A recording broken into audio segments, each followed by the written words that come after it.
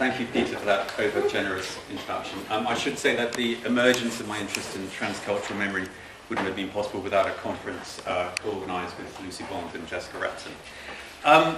It's always a pleasure to be at Mnemonics, and this has been absolutely fascinating so far, so I hope I keep up the levels of fascination. And of course, my thanks to our colleagues based in Belgium for organising this, and also for inviting me to speak and giving me the opportunity to air some ideas and thoughts. Some of this will be from what will become my monograph, hopefully fairly soon. Some of it is from existing work, but what I've tried to do is keep it fairly general and move through a series of, I suppose, theoretical and critical positions in relation to memory studies and ecological memory studies to try and work out the implications of those positions. Now, I want to begin, this is clear, I want to begin with a clip from Noah Hutton's 2015 documentary, Deep Time. Deep Time documents the oil rush on the Bakken oil fields of North Dakota. It's filmed from 2008 to 2014, and it's in effect a kind of reworking of, or a sequel to, his earlier documentary, Crude Independence. So Deep Time documents the effects of the oil boom in those years on the local European inhabitants of that region, on its Native American communities, on the internal migrants drawn to work in the booming oil industry, and of course also the effects on the local, regional, and ultimately planetary environment. So I'm really using this documentary to introduce a number of related themes that I'll be talking about today. And so it serves as a useful preface. So I'll play a couple of sections from the first 10 minutes or so. I'm going to clumsily work my way through them because this is from iTunes, so I couldn't rip it and put it into an editing suite. But here's the first 3 or 4 minutes.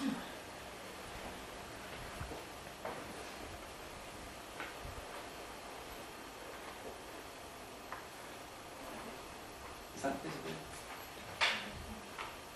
Turn the light up. Yeah, turn the light. I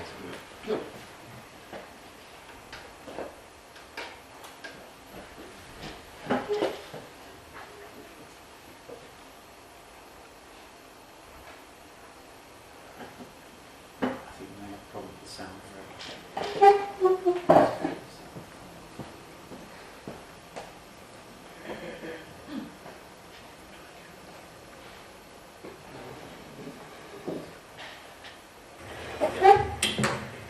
You ready?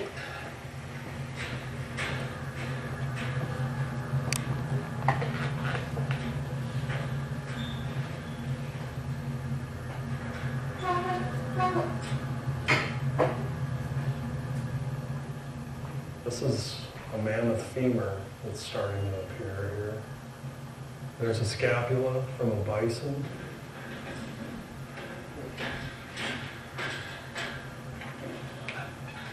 We're told by the paleontologists that you can actually see wolf chewings on this thing. And you can see all these organics in here. There's a lot of this locked up in here, and that's 40,000 years old. And you've got these grass layers that are locked into it, and that's the smell that you smell. And then we start working our way up.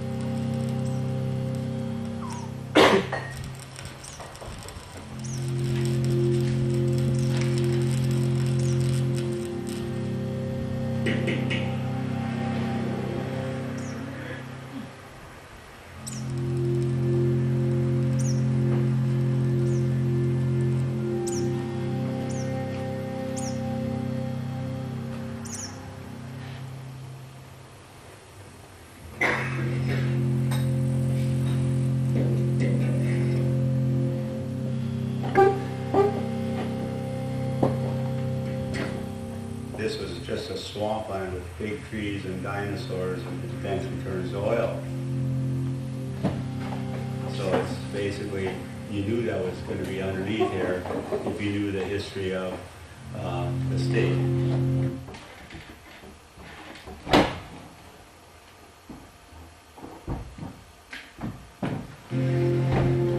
Just scooting forward to the most interesting bits.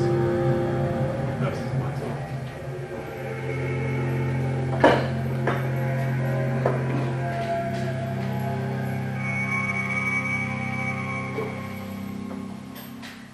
Divvied it up and kept a little bit for, like your first dollar bill kind of deal.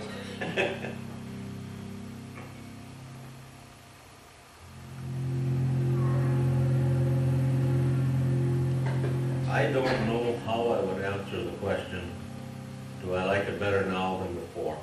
Because the before is still here.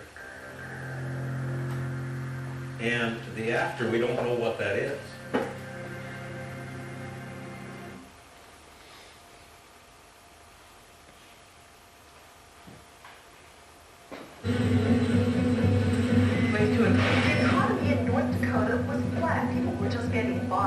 But now, thanks to the discovery of oil, the town is now changing. For years, this oil has been unrecoverable, but they've come up with new technology. They drill down 2 miles, and then they drill out. Flocked to the Williston Basin, as it's known, looking for work. The boom is also causing growing pains.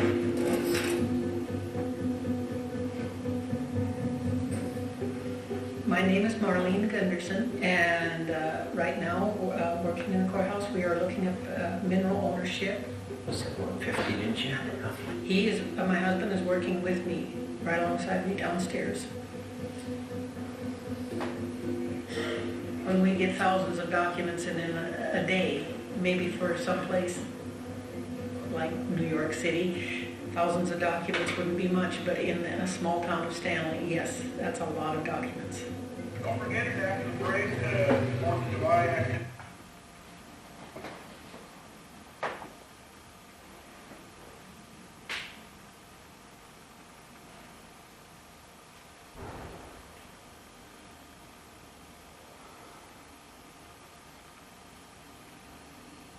But there isn't realtors flying people in here to find it. This is the last section.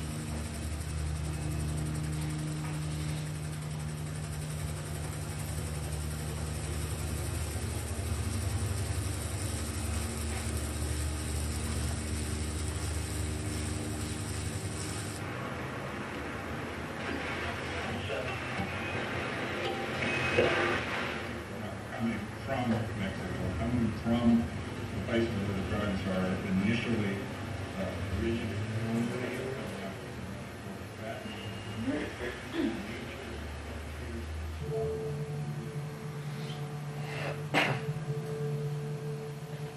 People started getting leases in the mail. They didn't really understand it. They were low rates, $35 an acre. But if you multiply that times, people own 320 acres, that was some money that come out of nowhere. So of course they're going to sign it,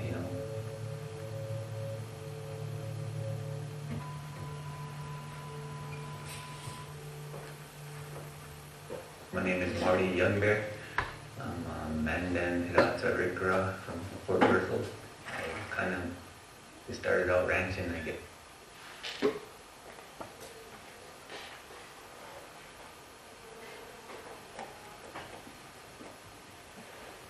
We've lived in oppressed conditions since 1950. On the Missouri River in North Dakota, the Garrison Dam, largest road-filled earth structure ever undertaken by man, is under construction. Modern earth-moving equipment, together with human engineering skill, will make possible a project which will be 20 times the size of the Great Pyramid in Egypt.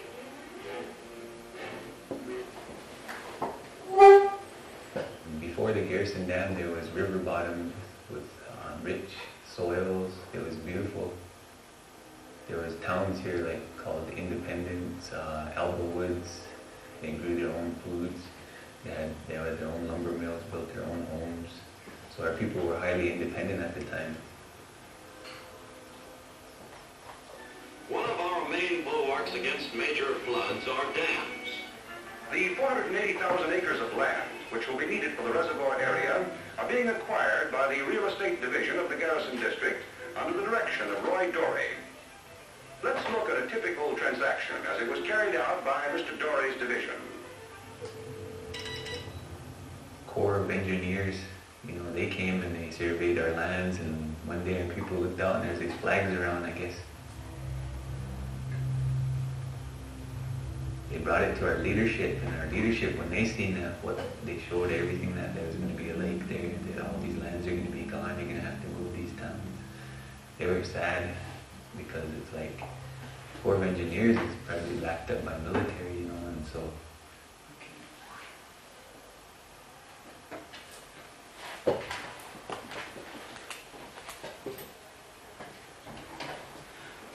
Okay, this very much strikes me as a film about memory. We begin with deep geological time and the US Geological Survey's facility, which has tunneled into the Holocene's sedimentary layers, revealing fossilized flora and fauna. This stratigraphical cross-section implies more distant pre-human pasts sedimented below, the biospheric remnants of which form the very substance energizing life on the surface, in other words, oil. Here then is a geological archive, curated by the US Geological Survey and of course mediated by the documentary film itself, that presents oil as a matter of an expansive historical memory. Now, this theme of memory is repeated countlessly on the surface.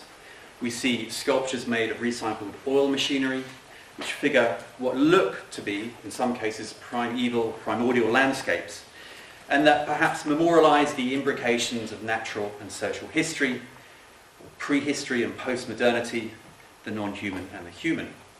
We see reminiscence about the generations of farmers who scratched an impoverished living from the soil prior to the oil boom.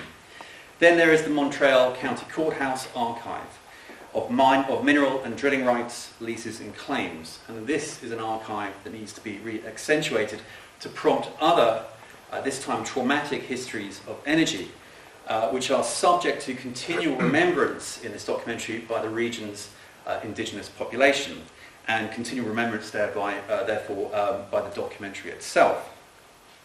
While the leasing of land and the signing over of drilling rights to the oil companies promises what one tribal leader later describes as sovereignty by the barrel, in other words, tribal economic independence, the extractive process at the same time resonates with the post-war federal appropriation of indigenous territory for dam building, affecting a forced displacement of people in the name of modernization and progress. And that itself, of course, is resident of 19th century acts of ethnic cleansing. Now, the documentary is filmed before the construction of the Dakota Access Pipeline, which runs from Stanley, North Dakota. That's where this documentary is more or less based, which runs from Stanley, North Dakota, and which will intrude upon the Standing Rock Reservation and related treaty lands. And later on in the documentary, we see tribal anxiety over the extractive relationship with the land, anxiety over the forgetting of a cultural heritage of environmental stewardship. The documentary's continued enunciation of the dam's construction acts as a reference point for the remembrance of the neo-colonialist implications of energy infrastructures. And while the documentary's various informants articulate these narratives of memory, we see a visual narrative, a montage of images of oil derricks and drilling apparatus and other extractive machinery, pipelines, roads, and their voluminous industrial traffic, the development of the town of Stanley itself and its environs, new housing for the influx of labour, new business premises, and so on. And of course, oil, which is everywhere as an energy source, as something that's being extracted, everywhere as the focal point of social relations, of production, sometimes invisible despite its ubiquity, but sometimes a visible contaminant of the landscape. So, people and things, structures and matter, the organic and inorganic. This documentary would appear to represent what we might describe as an assemblage of actants, human and non-human, that constitute a social history of oil. And in doing so, widening our definition of the social, that the documentary, along with its informants, seeks to remember. The humanism of memory is further superseded with the documentary's conclusion, which I won't play. The documentary is bookended by a return to the US Geological Survey's facility to remind us that the history of oil stretches back to pre-human origins. That bookend is accompanied by the introduction of a new narrative strand and discourse articulated by a NASA climatologist, whose airborne research much farther north of North Dakota, he flies over the edge of the Arctic Circle, collecting samples, gaseous samples from the atmosphere, whose research measures the rapidly increasing concentration of greenhouse gases in the atmosphere, gases released as global warming melts the permafrost. That rising concentration in turn increases the rate of warming, and so the melting of the permafrost. Our NASA climatologist pronounces that we are in the age of man, our new geological epoch, the Anthropocene, the evidence for which the primacy of humanity's agency in shaping the planet can be found in the geological record, he says. It goes without saying that the extraction and burning of oil from the Barcan fields are a fundamental part of the changing climate and, of course, this new geological epoch. So the geological context of the social life of oil and its remembrance, therefore, I think, indicates the need to radically reconfigure the parameters of memory studies. So let's think about memory studies for the Anthropocene and what that might entail. To begin with, I think we probably have to establish the pertinence of remembrance, memory itself as a concept in this geological context. I think it's pertinent because it captures the dynamic of the past's return and intrusion on the present. As Christophe Bonneuil and Jean-Baptiste Frézeau argue, it is delusional to regard the conceptualization of the Anthropocene as a period of sudden awakening to the radical changes in Earth systems, awakening to the precarity of species, be they human or non-human, and their environments, awakening to levels of waste and toxicity and pollution, or to the social disintegration brought about by resource and energy depletion and redistribution. For, they argue, the inception of the Industrial Revolution also marked the inception of knowledge about, the inception of knowledge of its environmental consequences, the inception of planetary thinking about such matters, and prognoses as to what industrially driven environmental futures might look like. Knowledge that would be subsumed by the ascendancy and prevalence of ideas of security, prosperity, and liberty, and the instrumentalization of nature and freedom from nature's determinants. These freedoms were, of course, predicated on a fossil-fueled modernity. So the Anthropocene then describes the return and remembrance of knowledge, historically dissociated. But what returns is not just cultural matter, but also biological, physical, and chemical matter, as socio-economic modification of Earth systems, and indeed biophysico-chemical modifications of the socio-economic, manifest themselves cumulatively and latently. And with the generation of feedback loops and the thresholds of systemic tipping points crossed, geohistory is anything but linear and progressive. For example, the course of the afterlives of greenhouse gases are difficult to predict with precision, but they nonetheless belatedly disrupt modernity's and post-modernity's progress. So, this lecture weaves together a number of case studies, Anthropocene memory texts, if you like, in asking how the work of cultural memory might apprehend the Anthropocene's materialization as a belated historical force, whether it is felt in the present or indeed the future to come. This paper or lecture will also ask how the Anthropocene's geological inscriptions might be curated and archived by the work of memory.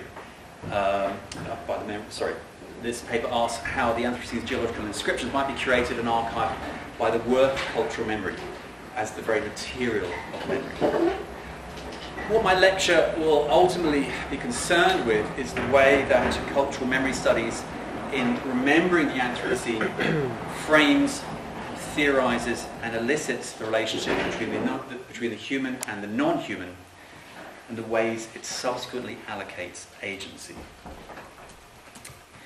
In exploring these questions, let's turn, though, to the current capacities of what might be called conventional memory studies.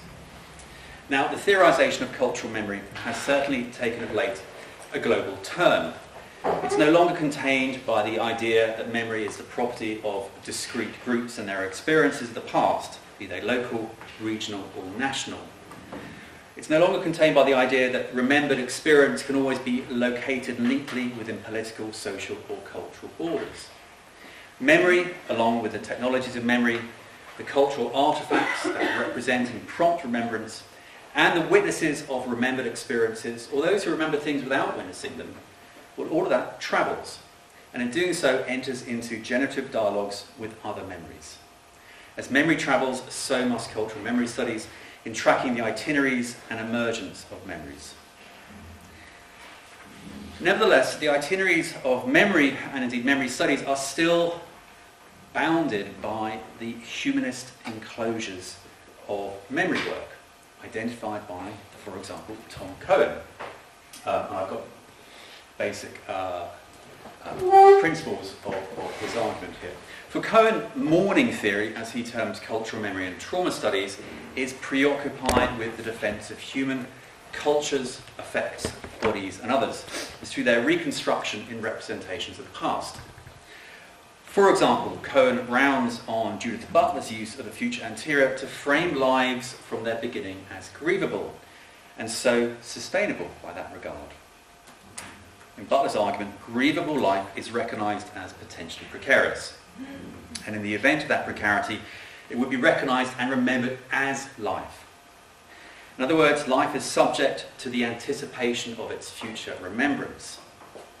Nonetheless, this is human life. And this remembrance in Cohen's terms, or this type of remembrance in Cohen's terms, secures political and epistemological homelands. Political in the sense that exclusive human habitats, systems or territories are imagined and so delimited in memory. Epistemological in the sense of our modes of cognition that cannot think beyond those delimitations. That means for Cohen that we defer addressing ecological precarity, what he describes as biospheric collapse, mass extinction events, or the implications of resource wars, and in his terms, population culling. In essence then, Cohen's critique is of mourning theories or memory studies' failure to think ecologically, to apprehend the disastrous imbrication of human and non-human worlds.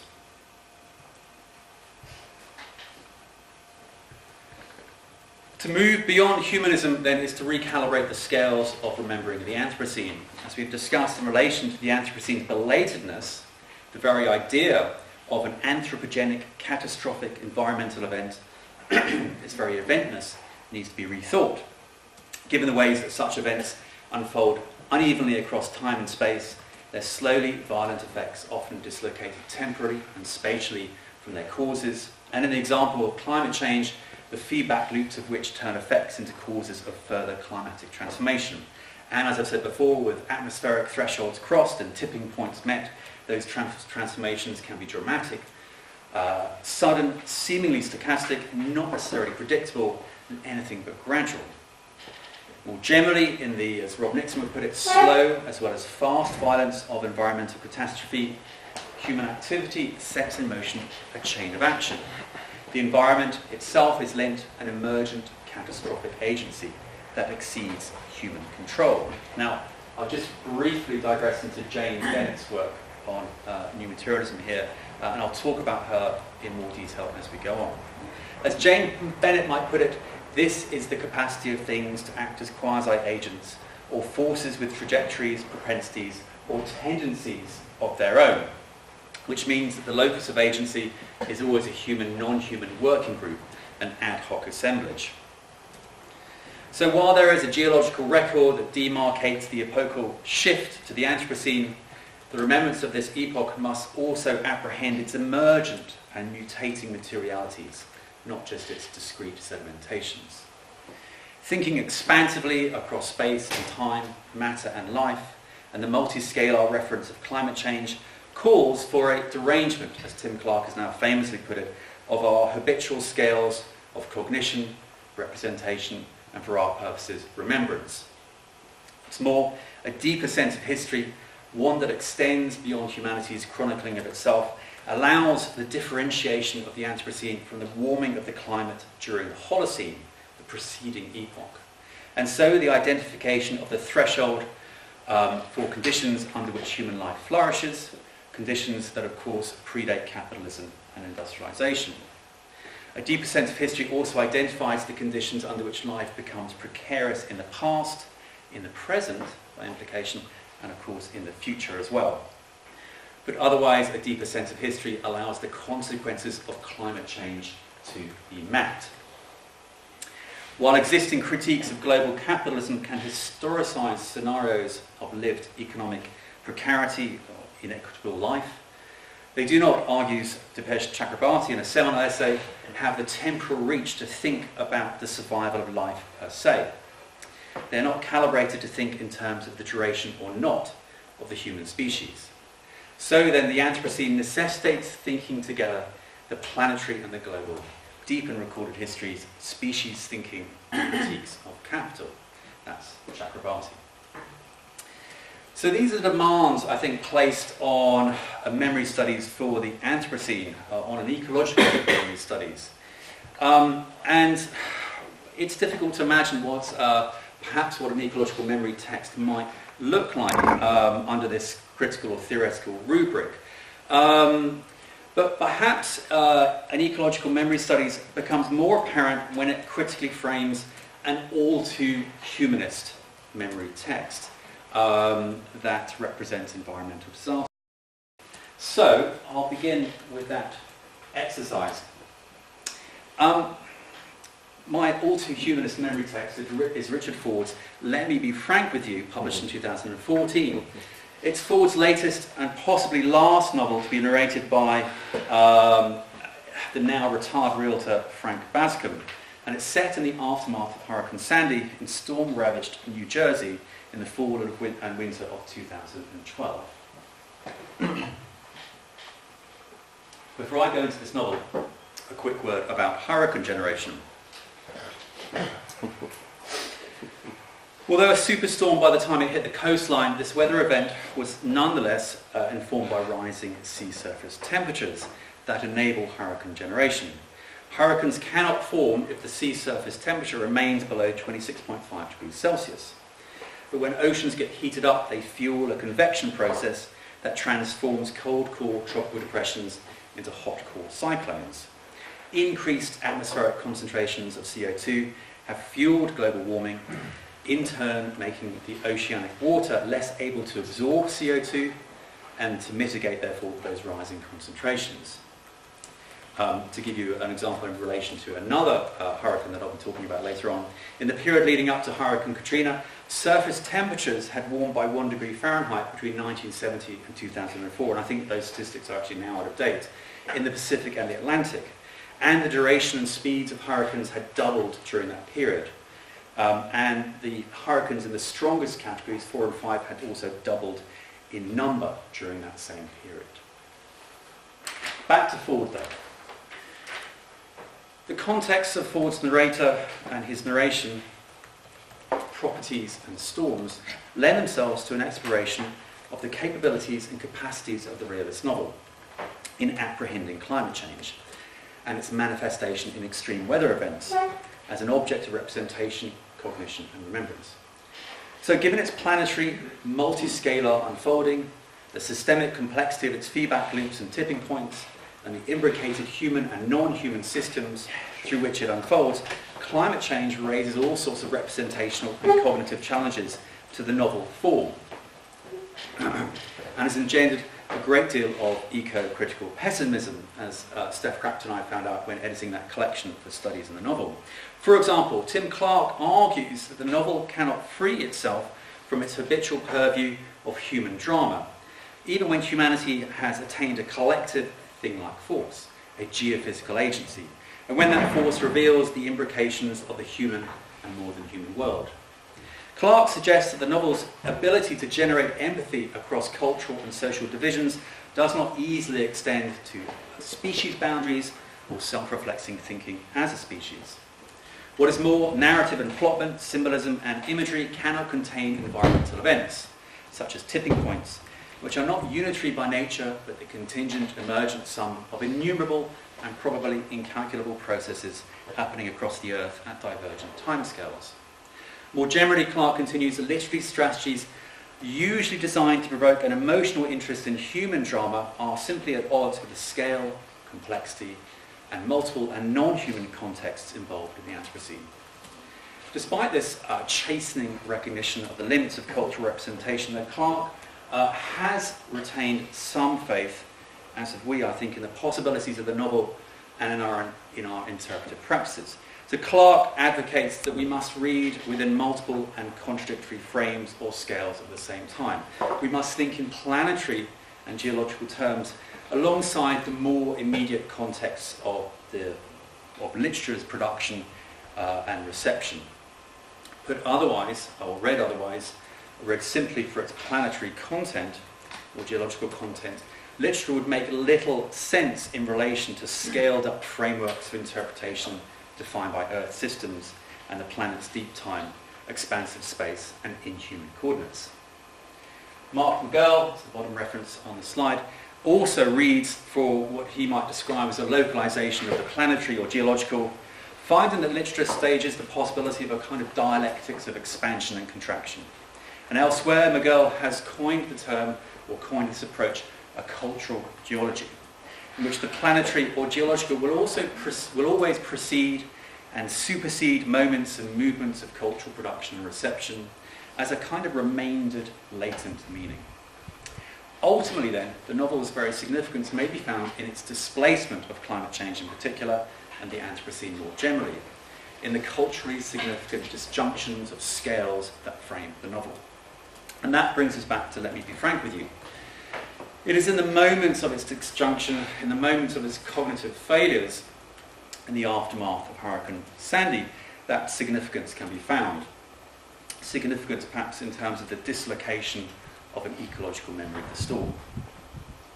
So, on his way to meet the man who purchased his old house from him, and to view what little is left of that property after the hurricane has hit, and to provide financial advice from an ex-realtor's perspective on what to do with what is left, Bascom navigates fossil fuel infrastructures of American modernity: highways, gas stations, strip malls, suburban housing tracts, and finally exclusive residential coastal developments, such as his own former house.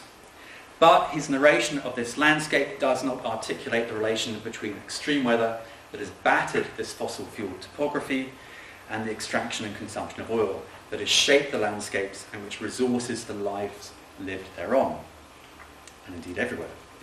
Now there are various ways, related ways of explaining this cognitive dissonance. For Graham MacDonald, this might be an example of the text's energy unconscious, which in this case is the overlooked embeddedness of oil in our social world and also in our cultural production. In other words, the embeddedness of oil in the American petroscape that actually engenders Ford's realist descriptions.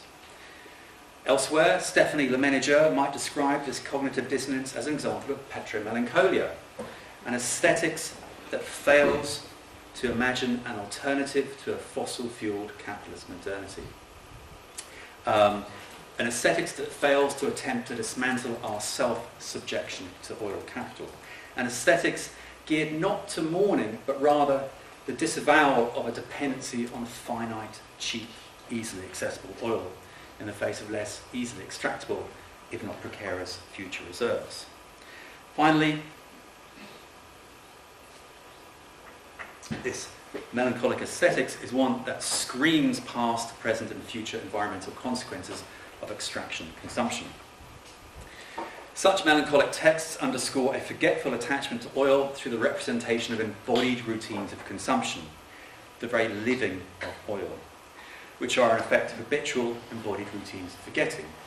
Indeed, Bascom's meditation on the American socio-economic landscape as he takes this drive, his peripatetic or automobilized narrative, if you like, as he drives to his former storm room property, is punctuated, fueled even by the fact that he has to stop for gas. Now we can place Bascom's journey in a larger trajectory of neoliberalism. which for Matthew Huber is inextricable from the great acceleration of oil extraction and refinement, distribution and consumption that characterizes the American post-war period. The massive increase in fossil fuel extraction and consumption, and therefore the intensification of production throughout the 20th and early 21st century, led to a perception that energized, mechanized production was freed from the labouring body. So thought the relatively new, more socially mobile and suburbanized professional middle classes of the post-war period, who were themselves energized by intensified regimes of fossil fuel consumption. Mobility here is measured in terms of post-war suburbanization, the reliance on car ownership and usage from that suburban hub of family operations, and a more general socio-economic ascendancy. The distance travelled, geographically speaking, from sites of less mobile labour, from sites of industrial production, and the racially and ethnically mixed demographics of the city also facilitates a cognitive distance from those spaces. That distance, geographical and cognitive, is maintained by a cultural politics of petrocapitalism that sees life as a private enterprise, determined solely by the right financial choices, the right social choices, the right work ethic, and the right political choices that ensure that civic participation in the world is governed by what is best for the market. As Matthew Huber puts it, the material and technological objects that fill the spaces in which this life is lived, which are actually not powered or made by this so-called entrepreneurial subject, are seen by him as direct products of his work, earnings, or successful life choices. The glow of a flat-screen television and the acceleration of the automobile are the products of work and the expression of life. This is not just false consciousness, but the embodied practices of a privatized life, quarantined from industrial labour and the local, national and international geographies, systems and infrastructures of fossil-fueled capitalism that allow neoliberal subjects to believe they are the very producers of their own lives. As Huber sums up, the dense, versatile fuel of petroleum fuels a particular lived geography, a structure of feeling that allows for an appearance of atomized command over the spaces of mobility, home and even the body itself. With all the work, energy accomplished through the combustion of taken for granted hydrocarbons, individuals could more and more imagine themselves as masters of their own lives, severed from ties to society and public forms of collective life. We might add to this, in terms of what is forgotten by the so-called entrepreneurial subject, in other words, the catastrophic environmental costs of fossil-fueled life. Now, there's so much more to say about this novel, particularly in terms of its narration of racialized bodies. The labour those racialized bodies often embody, their uncanny association with fuel and energy, and the ways those energized racialized bodies often disturb the quarantined life of the neoliberal subjects who populate the pages of Ford's novel. But time is short, so I must move towards another text. While the characters that populate Bascom's novel, or rather Ford's novel, resonates with the logic of neoliberal subjectivity, I wouldn't want to wholly dismiss this text in particular as amnesiac or oppressive or even obfuscatory when it comes to the role that oil plays in American life, our lives for that matter, or when it comes to the relationship between carbon energy regimes, infrastructures, economies and climates. Its acts of dissociation notwithstanding, an ecological awareness of the relationship between carbon, capital and climate, of the imbrication of the human and non-human, seems imminent throughout the narration. For example, Bascom comments wryly on his fellow Americans' proclivities in finding in the storm the cause of their current, or in fact any predicament or woe. Actually, this is not so ludicrous as it seems. Such sentiments uncannily resonate with new materialist theories of the agency of things. Climate change, for example. Human activity, as we've mentioned, has set in motion a chain of action that exceeds human control and in which the environment itself is lent a catastrophic agency. Recall Bennett. However, blinkered by their humanist purview, and who can blame them, the residents of Bascom's New Jersey struggle with the idea with the idea that what they once considered to be discrete and separate, the natural, the non-human, is now inseparable from their lives, intruding into what was once considered a privatized realm. Okay, so by contrast, let's see what an ecological memory text might look like, what it might remember when it comes to hurricanes and storms, and how it might remember them as the product of wider planetary processes, or indeed the Anthropocene itself. So I want now to turn to Jesmond Ward's 2011 novel, Salvage the Bones, a post-Katrina novel.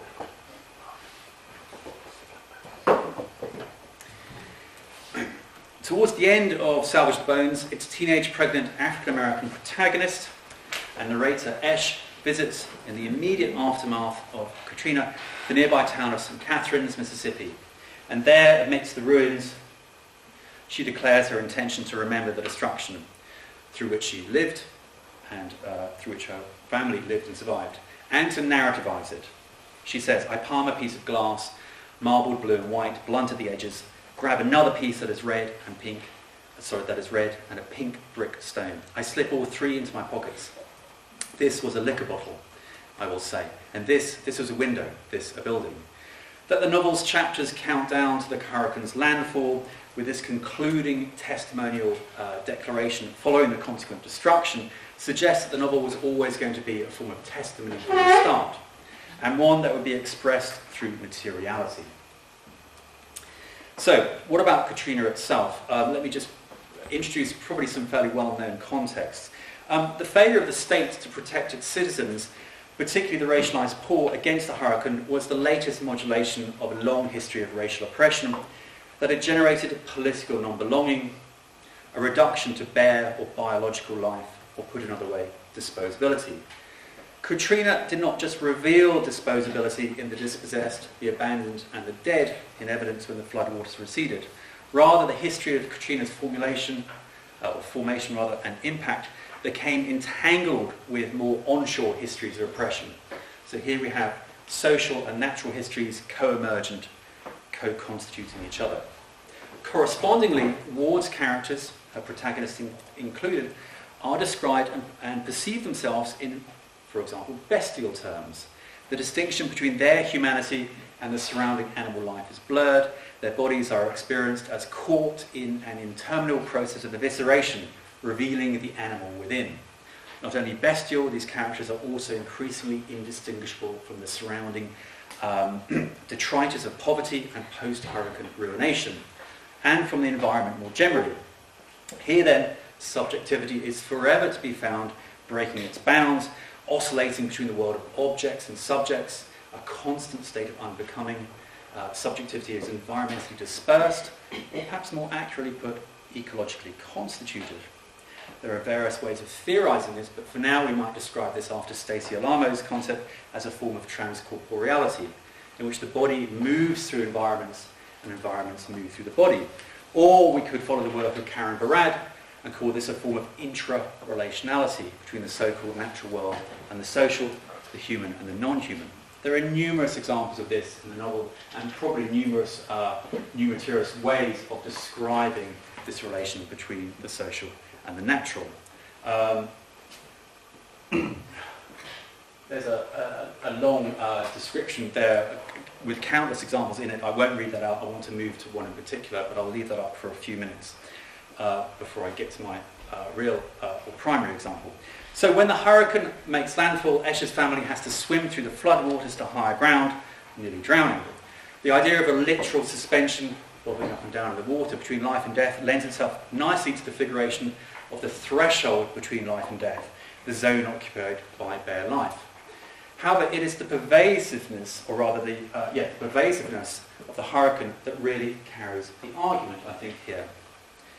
To quote, "It is the flailing wind that lashes like an extension cord used as a beating belt. It is the rain which stings like stones. It is the water swirling and gathering and spreading on all sides, brown with an undercurrent of red to it, the clay of the pit like a cut that won't stop bleeding. It is the remains of the yard, refrigerators and lawn mowers and the RV and mattresses floating like a fleet. It is trees and branches breaking, popping like black firecrackers in an endless cackle of explosions. It is us huddling on the roof together. It is everywhere. The reiteration of the third person subject pronoun is not only an apt description of a non-human entity, even if the hurricane is personified elsewhere in the novel, but it also identifies the pervasiveness of the storm, which manifests itself in wind and rain and floodwater, but also in flora, land, mineral and man-made deposits, clay and detritus, buildings and people, all of which are permeable to the storm. It is everywhere. Also significant is the blurring of these categories of objects in the ways they are described. The mineral is described with a physiological simile, a leaking cut. The breaking of trees is described with a simile drawn from popular consumer culture, black cat, firecrackers, and so on. So there's a real process of indistinction going on here, of mixing.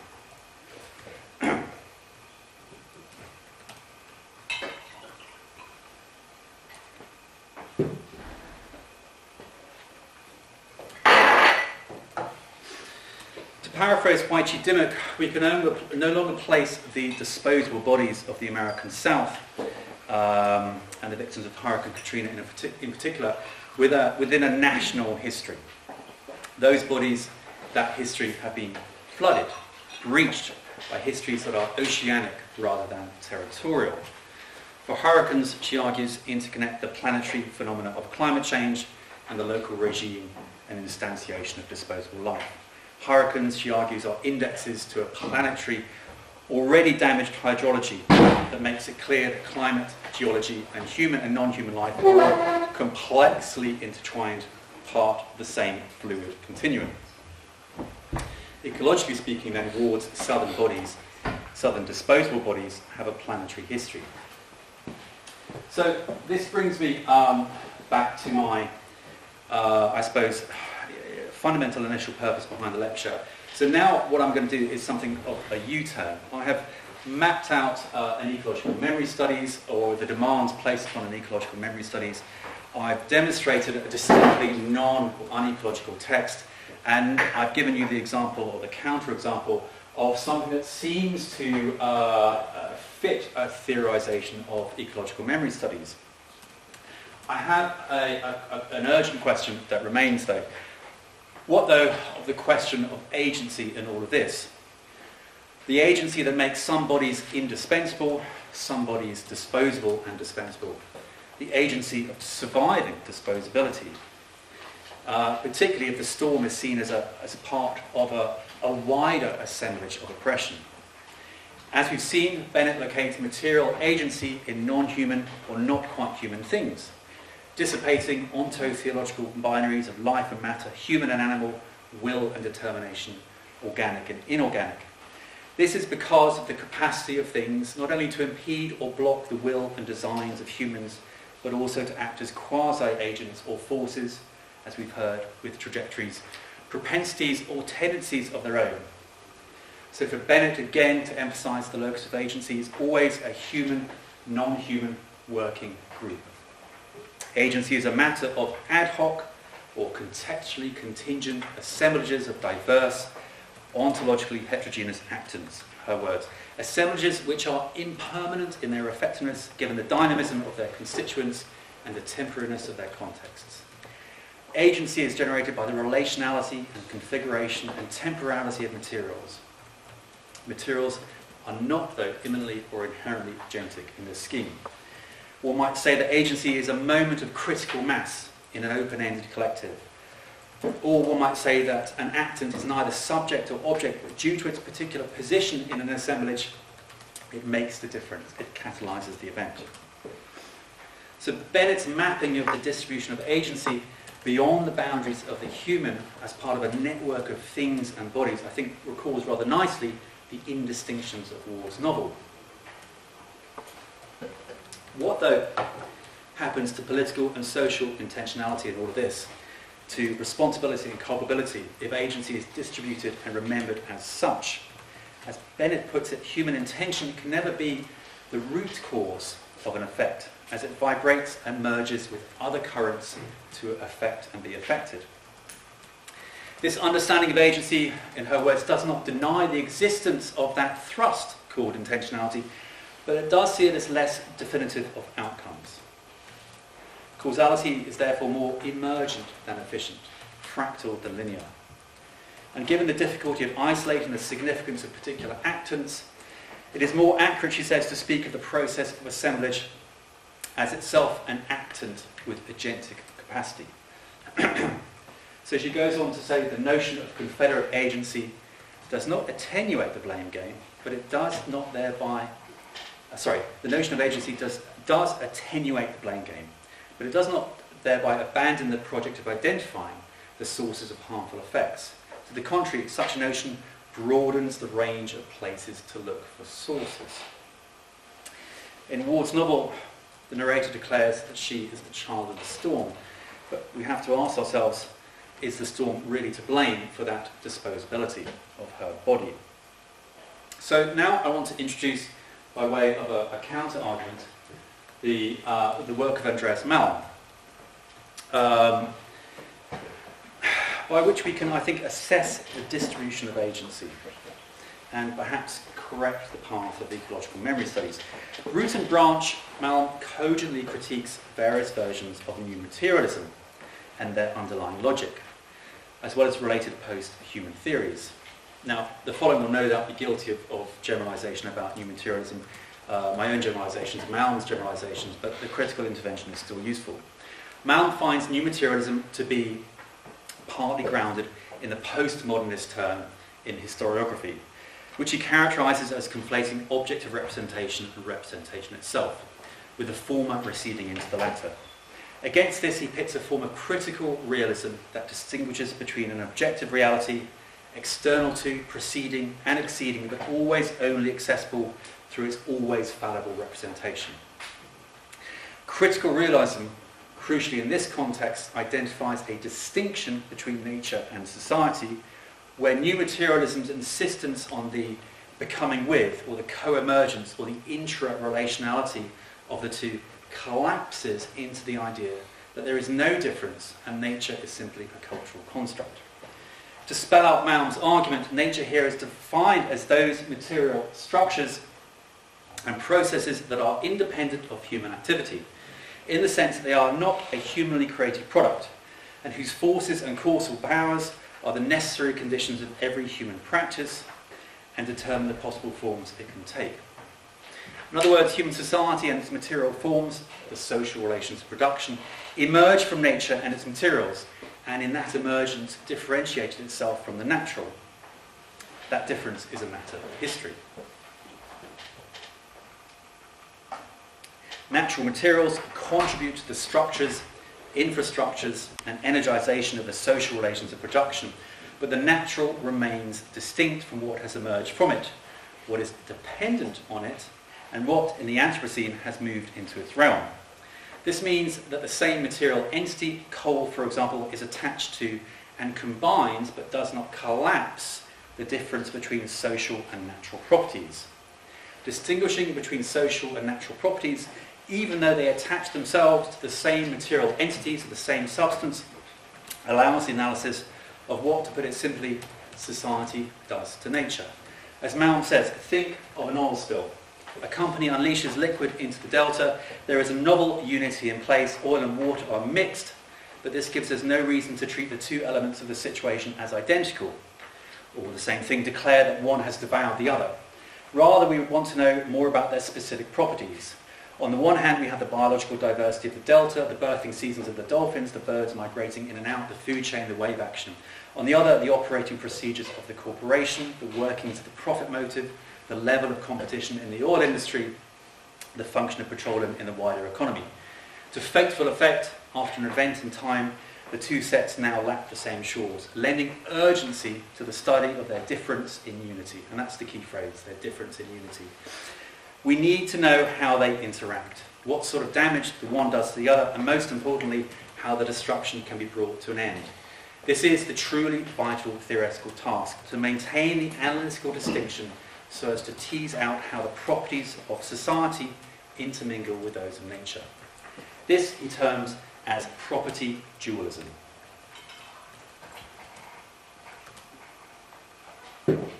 Property dualism is pitted against what he describes as hybridism.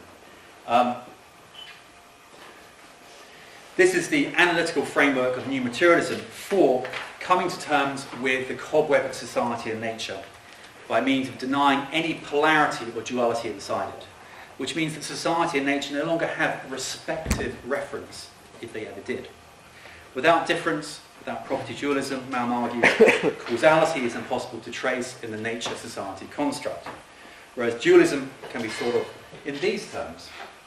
Far from receding out of view, thousands of natural relations between the Arctic sea ice and the jet stream, between the salinity of water and the deep currents of the ocean, between monsoons and moisture, storm surges and sea levels, habitats and heat, drought and evaporation, corals and acidity, precipitation and oscillation, define the phenomenon in all its bewildering complexity.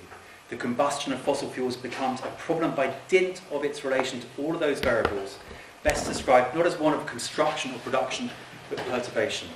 Society having touched off climate change, nature does the rest of the work. Global warming is not built, but triggered. The climate is not created, but changed, unhinged, disrupted, destabilized. Where property dualism locates causality, and therefore human agency in shaping the planet, new materialism distributes agency and causality, and by extension, culpability across the human and non-human. The rationale for distribution is a theory of partition and intentionality, says Malm. The partition between intentional human agency and its material consequences, particularly when those consequences feed back into the system affecting further change. And that suggests that human culpability stops where the entity that causes those consequences affects change. For example, the burning of fossil fuels is intended by humans. The emission of CO2 into the atmosphere is not, and in this scenario, CO2 has consequential agency. So here matter is agentic because it has been severed from the idea of mature human intentionality. But at the same time, it resembles something like that intention because it makes a difference, because it's efficacious. The logic applies elsewhere, for example, in actor network theory, where we come back to Jane Bennett again.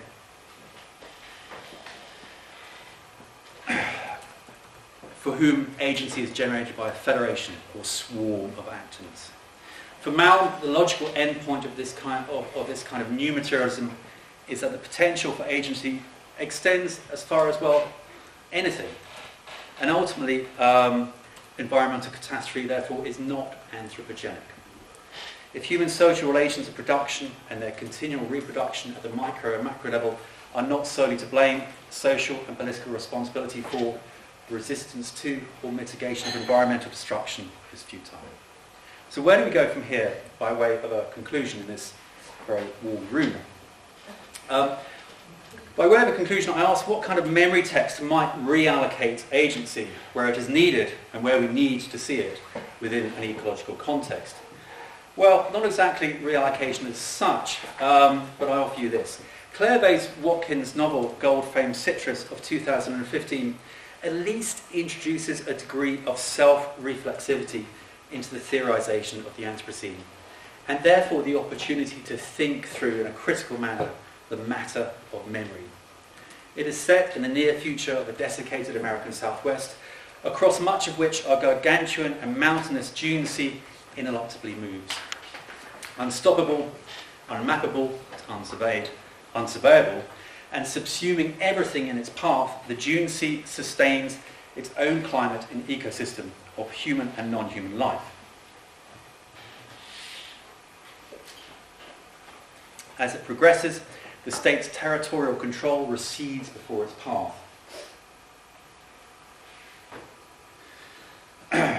Abandoning swathes of America to it. This geological formation is the culmination of climatic change across the region, characterized by drought, desertification, and the draining of the aquifers.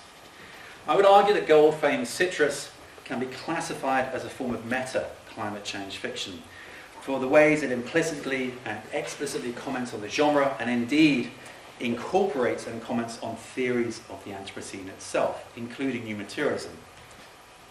For example, the Amargosa, as the dune sea is called, regurgitates the remnants of human civilization that it has swallowed, fielding an ever-moving archaeological site. Archaeological discoveries and active retrieval yield what might be described as a fossilization of the present, implied in which is the end of humanity. In effect, this formation, and the way it's narrated, compresses the time of the Anthropocene and materializes the artifacts of future post-human memory work. As such, it follows that trend that we've often talked about in this edition of Mnemonics towards the future anterior, the dramatization of that which will have been, in the literary imagination of near future scenarios of catastrophe and post-catastrophe. Whether the future implotted is post-apocalyptic, one characterized by socio-economic collapse and ecological precarity, species extinction, or some other form of resilience, adaptability, sustainability. These fictions stage cultural remembrance, and so an etiology of the conditions that are imagined as tangible in the future, but which perhaps not in the unfolding of this present, in the present of this literature's production and consumption. So I would argue that the novel rather knowingly anticipates the way such speculative fictions of memory are theorized in terms of prospective retrospection, or as Steph Kratz might put it, anticipatory memory, or as Claire Colebrook might put it, proleptic mourning.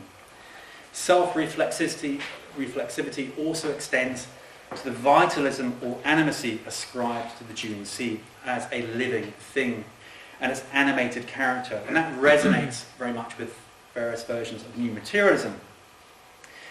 But of course, the transfer of agency to non-living things can obscure the social relations that terraform the planet and that biopolitically organise the lives of those living on it. And it certainly does so in this novel. The irony of new materialism, as it is deployed in this novel, I think chimes with Elizabeth Povinelli's work on the concept of geontology. Povinelli has recently argued that biopolitics has evolved, in some instances, into geontopower. Her case studies are Australian and the ways in which settler society conflates the notions of non-life, geos, and being, ontology, in its removal of agency and political belonging from indigenous communities. To explain, indigenous beliefs in the vitalism of non-human things, landscapes for example, is the rationale for the alignment of the indigenous with the pre-modern, or in effect another geological epoch, which then becomes a rationale for the limitation of political belonging in post-modernity. At the same time, the indigenous attribution of life or sentience to the landscape is settler society's means of cultural recognition of an authentic indigenous identity.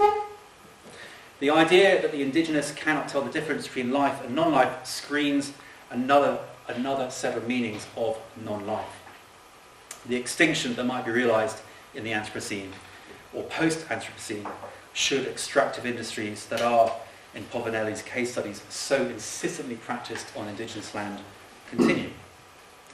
That concluding digression is worth it, I think, to point to the ways in which ideas of the liveliness of things can be mediated, apprehended or appropriated for dehistoricizing and disempowering purposes. And so I ask finally, is it enough for this new ecological turn in memory studies to identify swarms, networks, federations, assemblages of atoms, no matter how historically situated those identifications are? Is it enough for a new ecological memory studies to thereby distribute agency across those federations? Or do we have to maintain rather vital distinctions and hierarchies between the materials or matter we remember, and even, dare I say it, between the human and non-human? Thank you.